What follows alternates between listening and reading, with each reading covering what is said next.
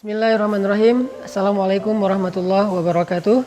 Teman-teman sekalian, hari ini saya mau bicara tentang kurban. Di dalam Al-Quran, Allah Subhanahu wa Ta'ala berfirman, "Qul inna sholati wa nusuki wa mahyaya wa mamati lillahi rabbil alamin." Katakanlah, sesungguhnya salatku, kurbanku atau pengorbananku, kemudian hidupku dan matiku hanyalah untuk Allah, Rabbnya alam semesta. Kemudian di dalam surat yang lain Allah berfirman, "Fasholli li rabbika wanhar." Maka solatlah untuk Tuhanmu dan berkurbanlah. Pertanyaannya, kenapa di dalam dua ayat ini Allah Subhanahu wa Ta'ala menggandengkan antara ibadah solat dengan ibadah kurban?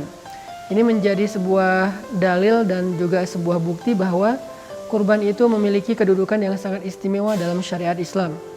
Pertama, ulama bersepakat bahwa ibadah yang dilakukan dengan harta yang paling baik itu adalah menyembelih hewan kurban. Sebagaimana ibadah yang dilakukan dengan fisik paling baik itu adalah ibadah sholat. Jadi kurban dan sholat ini sama-sama ibadah terbaik tapi dengan versi yang berbeda. Kalau kurban versinya ibadah harta, kalau sholat adalah versi ibadah fisik. Tetapi Allah SWT di dalam dua ayat ini menggabungkan dua ibadah ini dengan kalimat inna sholati wa nusuki, sesungguhnya sholatku dan kurbanku, fasholli li rabbika wanhar, sholatlah untuk Tuhanmu dan juga berkurbanlah. Ini fadilah atau keutamaan pertama dari menyembelih hewan kurban. Yang kedua, sedekah yang paling istimewa di sisi Allah itu adalah menyembelih hewan kurban. Sampai sebagian ulama berpendapat menyembelih hewan kurban bagi yang punya kemampuan itu hukumnya wajib. Walaupun ini bukan pendapat mayoritas ulama, tapi sampai ada yang berpendapat demikian karena memang ayat-ayat tentang kurban ini cukup tegas dan juga cerita tentang kurban ini luar biasa.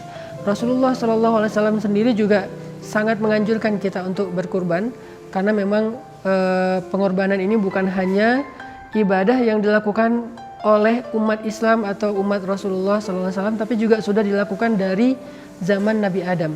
Sebagaimana sholat, sebagaimana ibadah haji, itu adalah ibadah-ibadah yang usianya tua sekali di antara para anbiya, maka ibadah hewan kurban juga ibadah yang cukup panjang sejarahnya, bahkan dimulai dari sejak zaman Nabi Adam alaihissalam.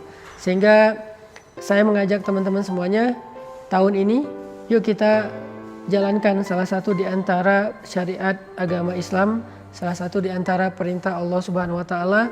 Kalau kita merasa bahwa selama ini kita punya uang untuk hanya membeli tas, punya uang sekedar membeli celana, membeli baju, yang itu bukan kebutuhan primer kita, kecuali hanya lebih ke entertain atau lebih ke fashion dan style, lifestyle kita, harusnya kita sedikit lebih sungguh-sungguh untuk ngebela-belain biar bisa kurban. Karena kata ulama, kurban itu adalah sedekah yang paling afdol, sedekah yang paling istimewa.